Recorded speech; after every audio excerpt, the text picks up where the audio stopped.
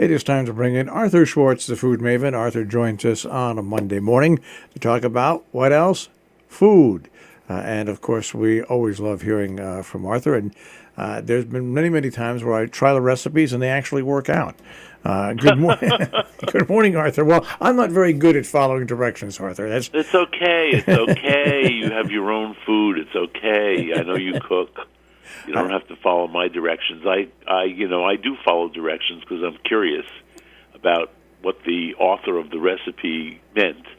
But they're often wrong, and sometimes I have to do a correction in the middle. But anyway, so here's a recipe that is all over the internet. And I did not know this until I went to find a recipe, and it's called kawarma, and it's a meat topping for hummus. Now, we know that hummus has become, I want to say a national rage, but maybe it's not national. I don't know. I haven't looked at any numbers, but if you walk around New York City or anywhere near New York City, you're going to find a hummus section in your dairy case. And most people think, oh, yeah, hummus, I got to buy it in the supermarket.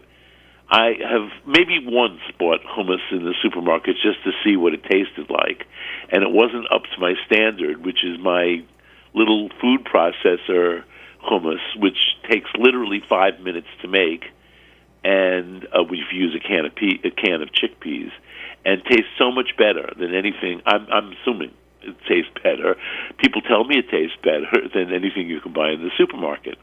But yeah, hummus, and in every known flavor, some that do not belong with chickpeas, is now sold in the supermarket. So people think, well. But here I've given this recipe before, so I'll do it quick. The hummus part very quickly. My formula is 1 can of chickpeas. It's a 15-ounce can. 1 can of chickpeas. The juice of a lemon. You can go a little bit more or a little bit less. 3 tablespoons of tahini. Tahini is not so easy to measure, so I glung, and it's probably a little bit more than 3 tablespoons. And a clove of garlic, or maybe 2. Depends on how much you like garlic. I do not put oil in my hummus, and I do not put cumin in my hummus usually, although I might garnish my hummus with a little cumin or hot pepper, or I favor something called Aleppo pepper. Aleppo doesn't exist anymore in Syria, but we still call it Aleppo pepper. It's a kind of flaked, dried pepper that is both a little sweet and a little hot. So you get a little of both. Anyway, there are a lot of variations on the seasoning, but let's go with the main thing is you drain your can of chickpeas, but save the liquid. I've read many a recipe that tells you to wash and drain the chickpeas, or I should say drain and wash the chickpeas, and toss the liquid out. But that liquid has nutrition in it and flavor, so why are you tossing it out? Many years ago, I got scolded by the expert on Mexican cooking, a woman named Diana Kennedy. She's English, actually, but she's lived in Mexico most of her life. And she said, "You're throwing away that nutrition. My Mexican Indian friends would be appalled." Well, I'm appalled now when I see people throw away the liquid from canned beans and chickpeas. Anyway, a can of chickpeas drained, save the liquid. Throw that in the... first, I start off with the garlic because I want the garlic to be well chopped. So I put in my clove of garlic in the mini processor, chop it up, then add the chickpeas, the juice of a couple tablespoons of lemon juice, let's say the juice of a lemon, a big pinch of salt, and the juice. And did I say the lemon? Yeah, lemon, garlic. That's it. And whirl it in the food processor, this mini processor, adding as much liquid from the can that you saved to make it very smooth and not liquid, but thick, but not too thick. I don't know how to describe this. I usually end up using about 2/3 of the liquid that's in the can. And by the way, that's 1.5 cups of chickpeas. If you happen to want to cook your own chickpeas and measure them out, it's 1.5 cups of chickpeas. Anyway, you whirl that. Now, it's not just whirling it. There's a man named, whatever his name is, Ottolenghi is his last name. I can't think of his first name. He's written several cookbooks that have become bestsellers and have influenced a lot of people.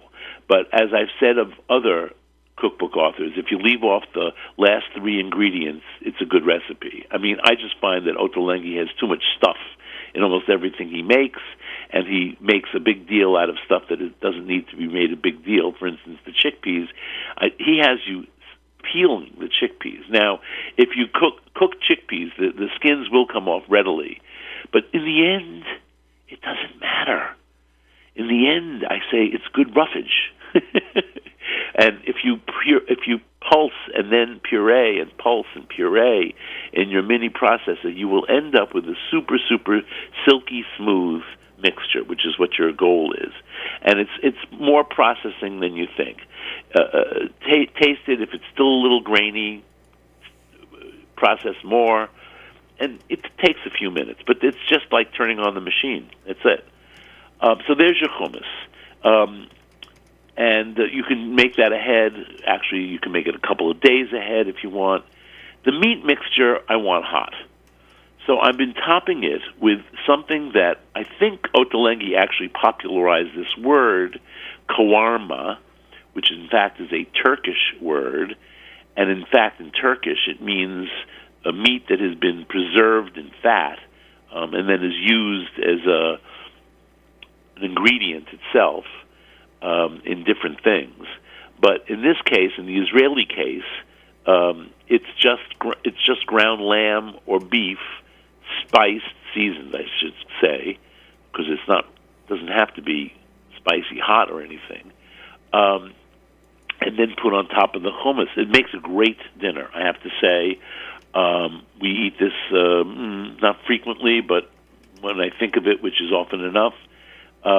And with a piece of pita bread, if you really want some salad, you can have a nice little chopped salad with it, or not. You could just have a tomato salad with it, whatever you like. So the meat gets cooked with onion and spices. And if you go online, you're going to find at least a half a dozen recipes for this, all of them different. Some of them have a lemon sauce on top, which to me is way too fussy. If I want to top my shawarma with hummus, I would just top it with maybe a drizzle of yogurt. I don't even think it needs that. So the spices are, let's say for I make for two. So 1 can of chickpeas is plenty for 2 people. And then top with the way I just said, the hummus.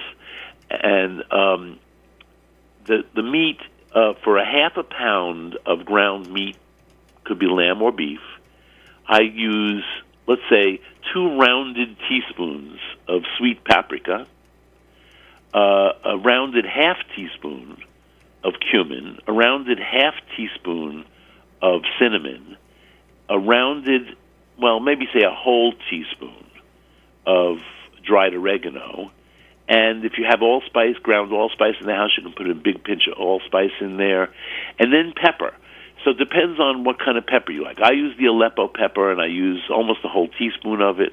If you want a really hot mixture, use powdered cayenne pepper. And I would use not a half a teaspoon, but maybe a little less than a half a teaspoon. And all these spices go in with the meat, and I knead it all together. As per one of the recipes I found, I thought that sounded like a good idea, and it gave me something to do. And then you need a cup of diced onion. Now, I happen to use Vidalia onion because it was in the house, but any onion will do. And I would saute the onion in a couple tablespoons of olive oil, a cup of diced onion, until it's tender. And then add the ground meat that you've kneaded with all the spices, and chop in the pan, in the hot pan, with the onion. Break up the ground meat until it's in little pieces, and keep cooking until it's lost all its raw color, which takes a few minutes. And then I add a couple tablespoons of tomato paste. Now, you have to understand that I have this special tomato paste from Sicily, brought to me by my friends who just visited Siracusa, and I do use that. It's particularly good tomato paste, but any old tomato paste will do.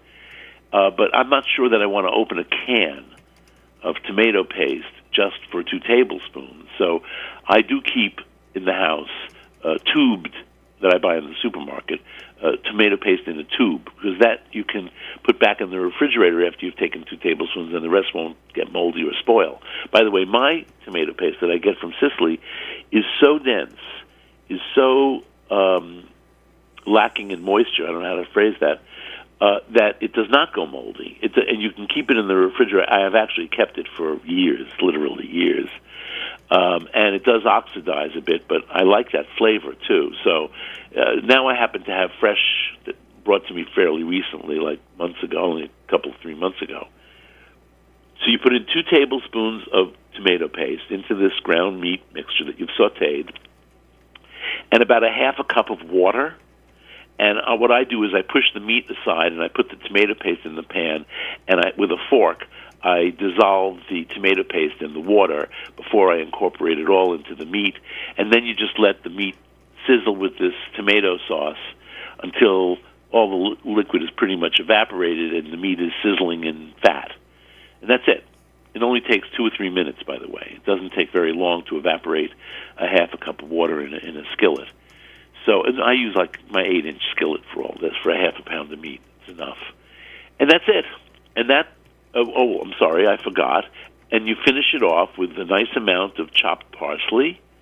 If you happen to have mint, you could use chopped mint. If you happen to have both, you could use a little of each.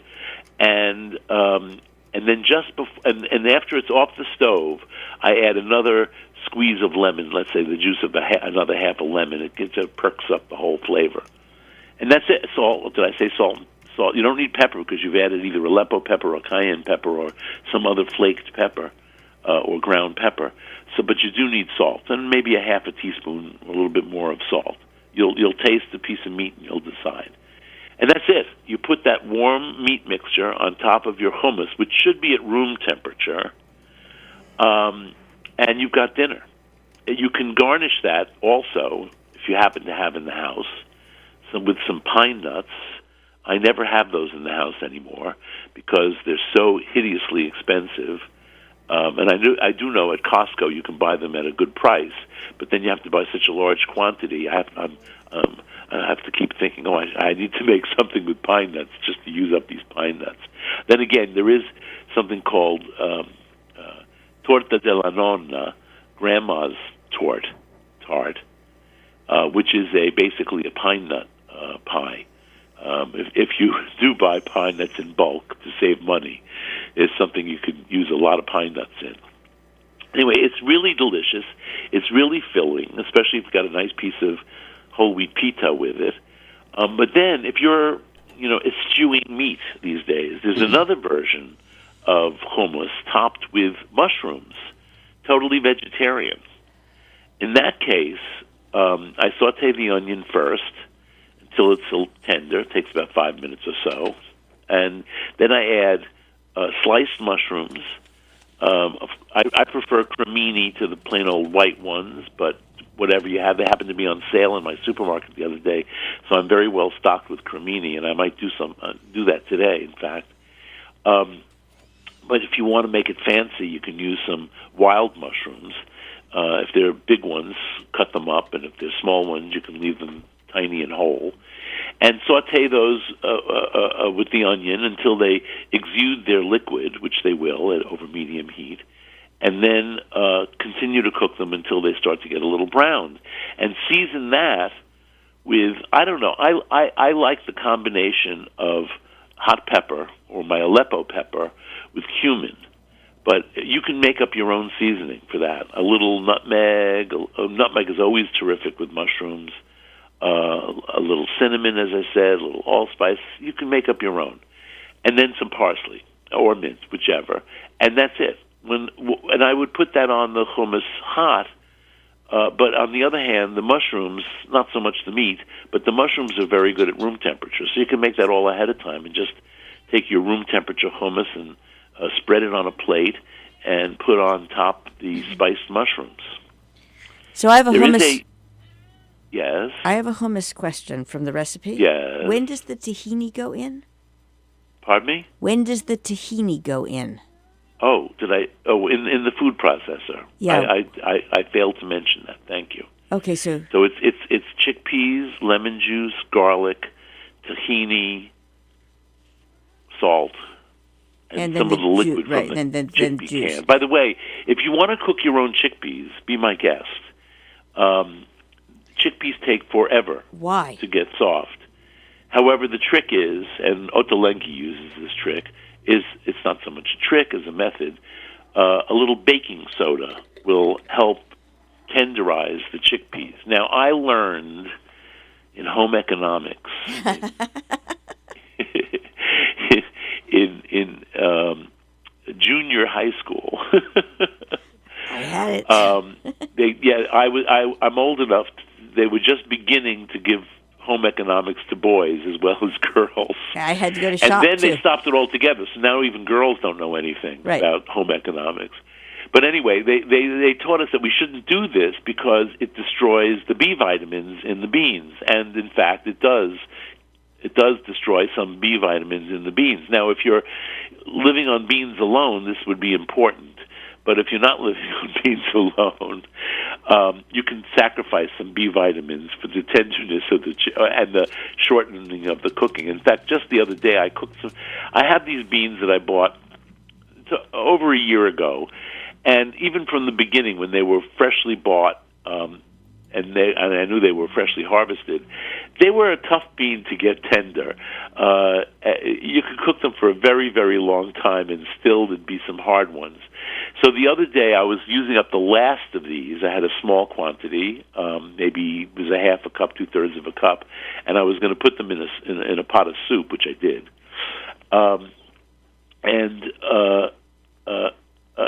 They were not getting tender. After an hour and a half, they were still not. After they'd soaked for 12 hours and then cooked for an hour and a half in a slow simmer, they still were not tender at all. So I gave in, and I put in a half a teaspoon of baking soda. The whole thing foams up immediately, and then the foam subsides. And in fact, the beans were tender about a half an hour later. By the way, some of them never got tender, even after cooking in the soup for an hour. So I don't know. It was this batch of beans that wasn't the greatest. But if you ever have trouble getting beans to become tender, add a big pinch or a half teaspoon of baking soda. Now, I did, and I reported this on the air, I did follow a famous recipe in a famous cookbook from a restaurant in London called, what's it called? I'll think of it. Anyway, it was horrible because the instructions had you add an inordinate, I don't know, it was like 2 teaspoons or maybe a tablespoon of baking soda, and they were simmering. Literally, went to the bathroom, came back, and they were mush.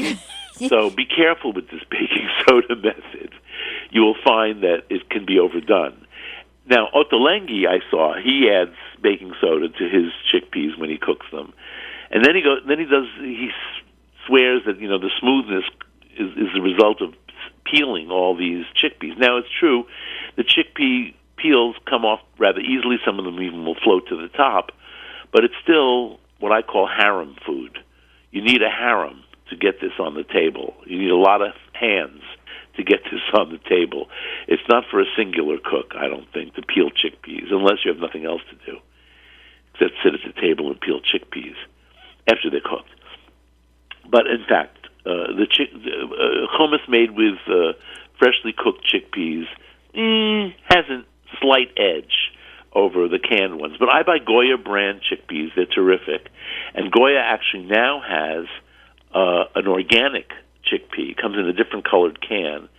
And I bought those, and they're slightly more expensive, but still the chickpeas is not going to kill your budget. I think they are better. I think they're organic, but they taste better.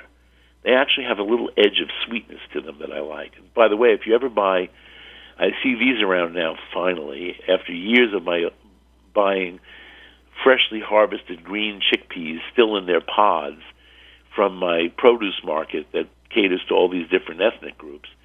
I've now seen mention of them in publications, and I've actually seen them in one supermarket in my neighborhood. So that's happening. And if you eat those, you can eat those raw, green, right out of the pod.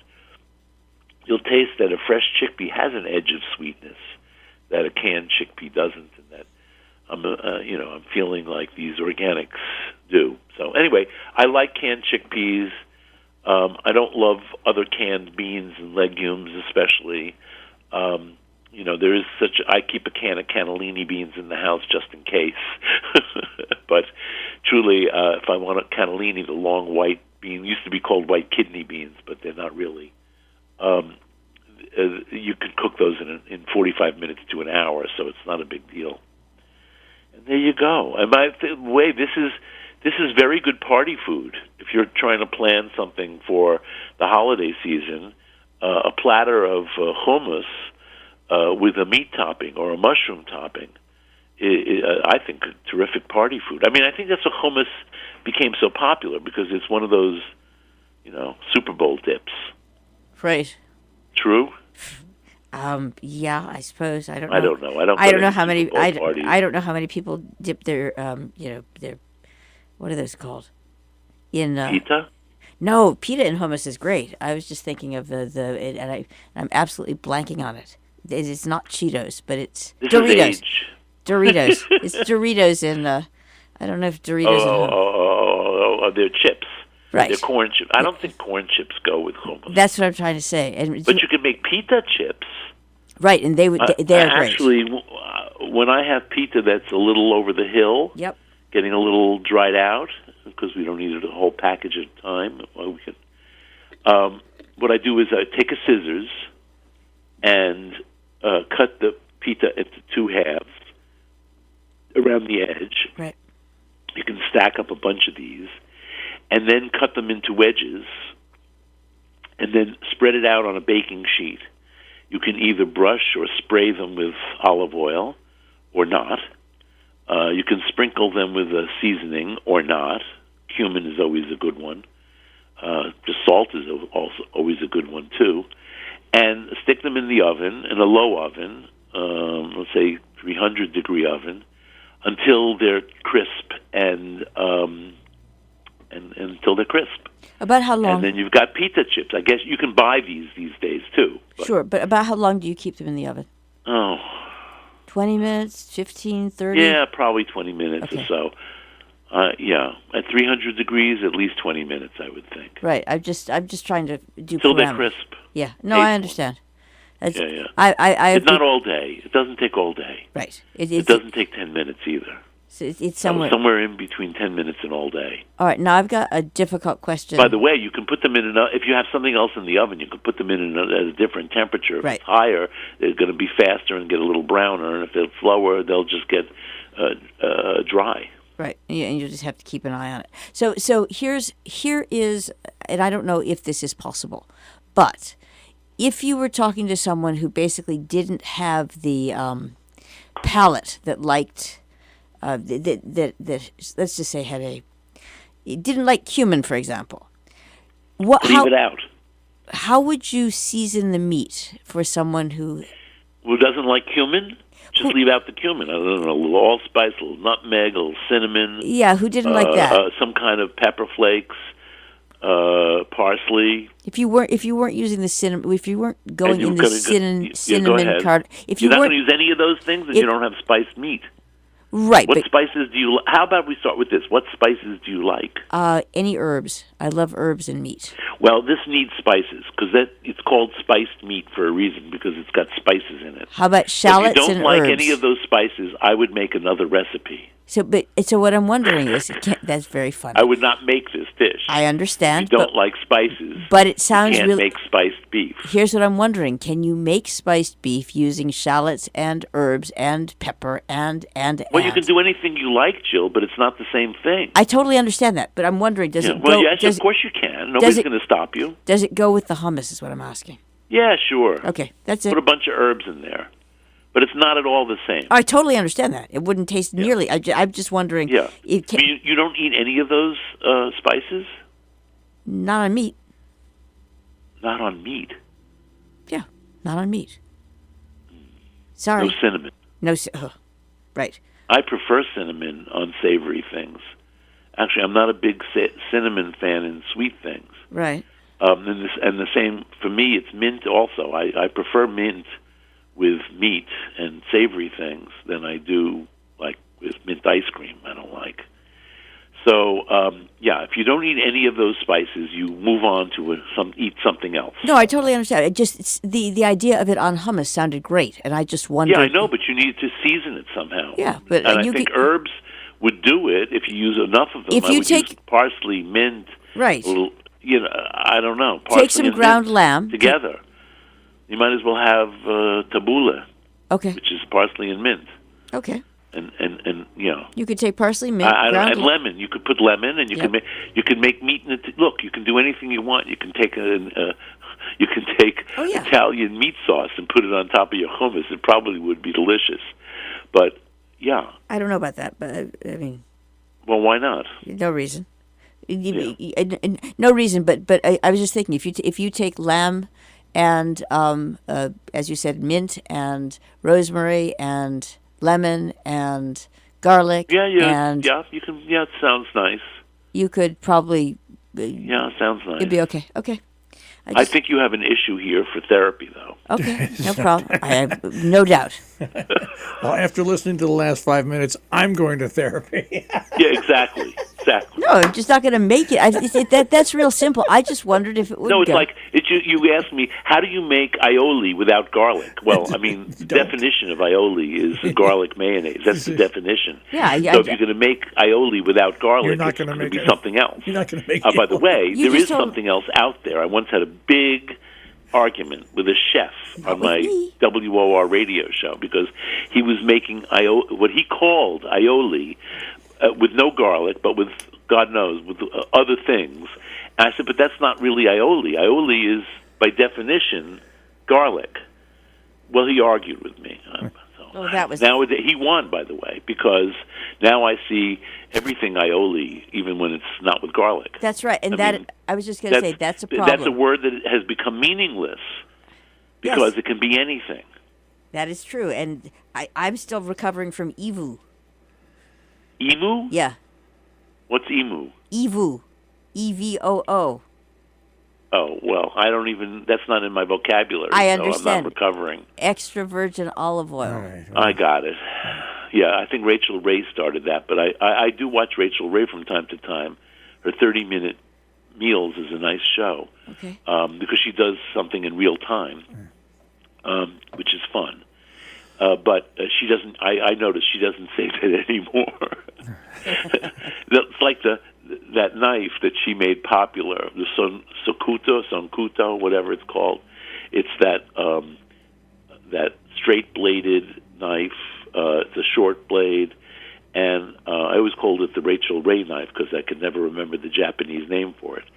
But she doesn't use that word anymore either. I think she got criticized a lot. And also, she's so knowledgeable nowadays. I mean, when she first started on TV, she didn't know much, and her food showed it. But now she really has become a very knowledgeable adult woman.